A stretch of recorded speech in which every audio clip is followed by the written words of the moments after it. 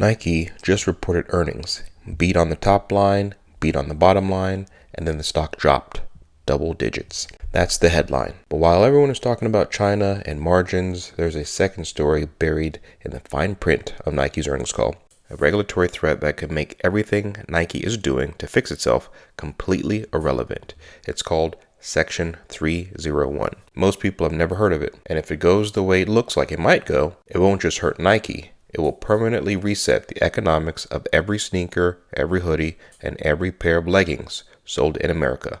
Let's break it down. First, let's quickly run through what actually happened in Q3. For the quarter ending February 28, 2026, Nike reported revenue of $11.28 billion, which is flat year over year. Net income fell 35% to $520 million. Earnings per share came in at 35 cents, which did beat Wall Street's estimates of 29 cents, so technically a beat.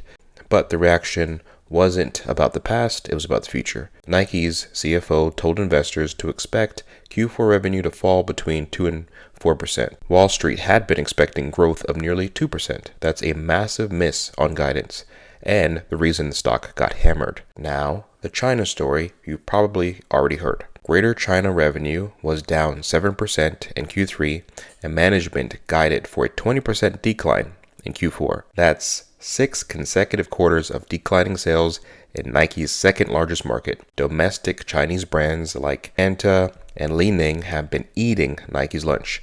That's real, that matters, but China is a known problem. Investors have been digesting that for a year and a half. The thing that should terrify investors and almost nobody's talking about is what's happening with tariffs. Not the tariffs that are already in place, the ones that might be coming. So first, let's set the stage with where things already stand. Nike has said it expects tariffs to cost the company $1.5 billion in annualized gross costs this fiscal year. That number was $1 billion just 6 months ago, so that means it's already gone up 50%. The CFO said, and I'm quoting here, that tariff pressures won't meaningfully ease until the second quarter of fiscal year 2027. Now, where does Nike actually make its stuff? This is important. About 50% of Nike's footwear comes from Vietnam. Indonesia handles roughly 27%. China is down to around 16% and falling. Cambodia picks up another 15% of apparel. Here's the brutal math. Vietnam, Indonesia, and Cambodia together account for the vast majority of what Nike sells to the United States. And every single one of those countries is currently being hit with tariffs, 20% on Vietnam, 19% on Indonesia, 19% on Cambodia, on top of whatever base duties already existed. Nike's plan was to run away from China toward these Southeast Asian countries.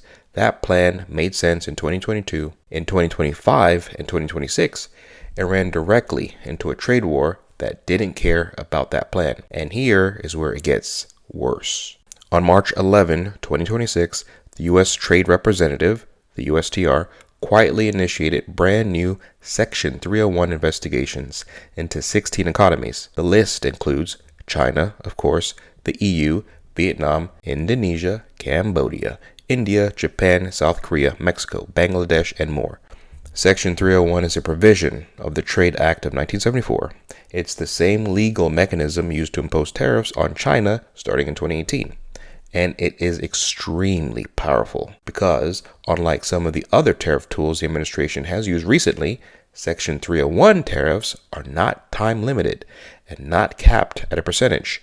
Once in place, they can stay indefinitely and be as high as the government wants them to be. The stated reason for these new investigations? Structural excess capacity. The argument is that these countries are flooding global markets with cheap manufactured goods, undercutting American industry. You can agree or disagree with that framing, but here's the practical reality for Nike. If these Section 301 investigations results in new tariffs, and the precedent from 2018 suggests they will, the countries Nike has spent years and billions of dollars pivoting towards could suddenly become just as expensive to manufacture as the countries they're trying to escape. Vietnam at 20% could become Vietnam at 35% or 46%. We've seen these numbers before. That was the initial Liberation Day proposal before it got dialed back. Indonesia at 19% could spike significantly higher. Cambodia, which already got hit the hardest at 49% before being reduced, could see that kind of pressure again. Nike's entire mitigation strategy, move out of China, diversify into Vietnam and Indonesia, pass some costs to customers, is built on the assumption that the tariff environment in Southeast Asia is stable enough to plan around. Section 301 could blow that assumption apart entirely. So this mitigation plan may not hold. Let me be really specific about why this matters so much right now. Nike's CFO has been telling investors for 2 years, trust the plan. We're shifting sourcing, we're negotiating with suppliers, we're taking surgical price increases. By Q2 of fiscal 2027, margins start improving. That was the promise. But that promise is built entirely on a supply chain that is currently under active investigation by the US government for potential new tariffs. And there's a comment window that just closed. This is moving super fast. Think about what it takes to move a factory. You don't just flip a switch. Manufacturing relationships takes years to build. Quality standards take time to certify. Lead times for major footwear brands run 6 months to a year. If Nike is 2 years into its Vietnam pivot and Vietnam gets hit with major Section 301 tariffs, the company doesn't have a quick escape hatch. There's no other low-cost, high-capacity manufacturing country sitting around on the sidelines ready to absorb billions of dollars in sneaker production. Nike CFO even acknowledges risk on the earnings call. Section 301 investigations in Vietnam, Bangladesh, Cambodia, and India could, quote, widen tariff exposure further. That line got one mention, and then the conversation moved on. It should not have moved on. This isn't a footnote. This is potentially the biggest single threat to Nike's recovery timeline, and it barely registered in the post-earnings coverage. So what does this mean for you? What does this mean practically? If you're a consumer, sneaker prices are going up. Nike has already started taking price increases on select products. If Section 301 hits Vietnam and Indonesia hard, those increases will get bigger, and they won't be selective anymore.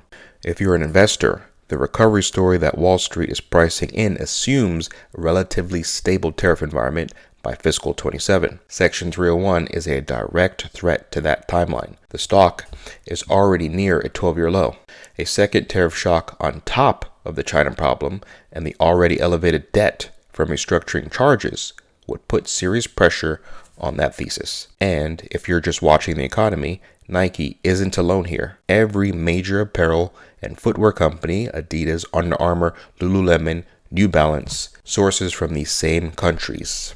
What hits Nike hits them all. So, Nike beat earnings, the stock fell. Everyone talked about China. But the real story is what nobody said on that call loud enough. The entire supply chain that Nike's betting its recovery on is currently under formal U.S. government investigation, with no cap on how high the resulting tariffs could go and no timeline on when they end. That's not a headline, that's a time bomb. I want to know what you think. This has been Insight to Invest, the channel that gives you insight to a company and you decide how to invest to grow your money. Watch some of these videos that YouTube thinks you'll like. I'll see you in the next one.